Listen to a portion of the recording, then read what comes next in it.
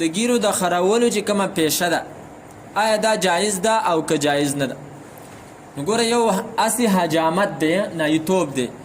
اصلي حجامت او نایتوب هغه جایز دی خو په یو څو شرطونو باندې، یعنی مطلب مطلقاً هغه حرام نه دی چې یو کوم ځای کې ته نایي دکان وینې او بس ته په هغه باندې فتوا ولګې چې لکه ستا خو روپۍ د ټوله سره حرامه دا خبره صحیح نه ده.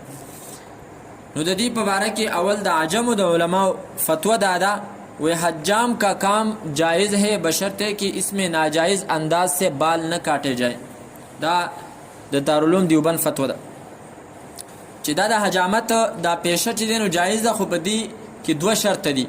یو شرط پکې دا دی چې د سر خته واړه کوي نو چې هغه به په ناجایزه طریقه باندې نه واړه کوي. په ناجایزه طریقه باندې څه لکه په ناجایزه طریقه یو دا ده چې نبی علیه الصلاة والسلام نهى رسول الله صلی الله علیه وسلم عن القزعة. نبی علیه الصلاة والسلام د قزاعین منع کړی. دا قزاعت څه شی دی؟ نو نبی علیه السلام په خپله وضاحت کړی دی چې قزاعت دې ته ویل کېږي چې د ماشوم یا د غټ سړي د سر د ختو ځنې خته چې دی نو ډېر واړه کړي او ځنې لږ واړه کړي. لکه نن سبا چې دا ځای نه فوجي کټینګ چې ورته وایي که نه، دا ځای نه ډېر واړه کړي او بره چې کوم دی نو پوره څڼې پرېښي، نو دا چې نو سري دا صحیح نه دي. نو که په دې انداز باندې بیا خو ګوره دا پیشه صحیح نه ده. او که په دې انداز باندې نو سنت طریقې مطابق یې کټ کول چې هغه نن سبا ډېر مشکل دی. چېرته په زرو کې به یو نایي دسي چې هغه به په شرعي طریقې باندې خلکو چې نو ښته واړه کوي. نن سبا خو د پیسو لالچ دی، خلک دې ته نه ګوري چې هلکه دا د جایزو نه راځي که دا د ناجایزو نه راځي. حیران بشي چې خلک د پیسو د حاصلولو دپاره د کم حده پورې ځي، دې ته نه ګوري چې هلکه دا په جایزو باندې راځي که ناجایزو باندې راځي.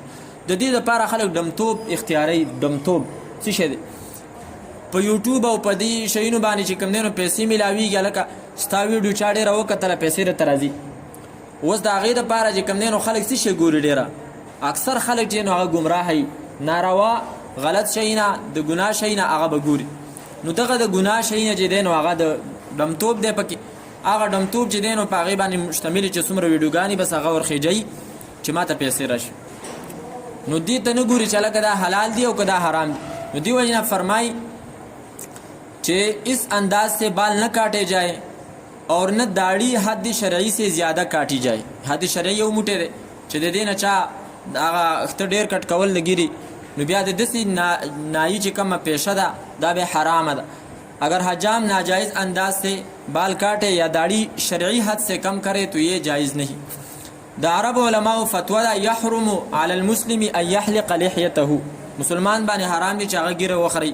ولی للادله الصحیحه علی تحریم حلقها. ځکه چې صحیح دلایل په دې باندې مخکې موږ ذکر کړل چې د ګیره خرول چې دی نو حرام دي. ويحرم على غیره ان یحلقها له لما فی ذلک من التعاون علی الاسم. بل یو کس را لګي او د دې ګیره چې دی نو هغه کټ کوي نو دام چې دی نو حرام دی. ولې؟ ځکه چې دا ګیره کټ کول او خرول دا ګناه ده او په ګناه کې د چا سره تعاون او مدد کول په مفتو کې چې ولا کټ کې کنه نو بیا هم ګناه ده. او چې ته په دې باندې لا پیسې اخلي نو خو بیا ډبله ګناه ده چې پیسې هم دې په حرامه طریقه باندې راځي جبت.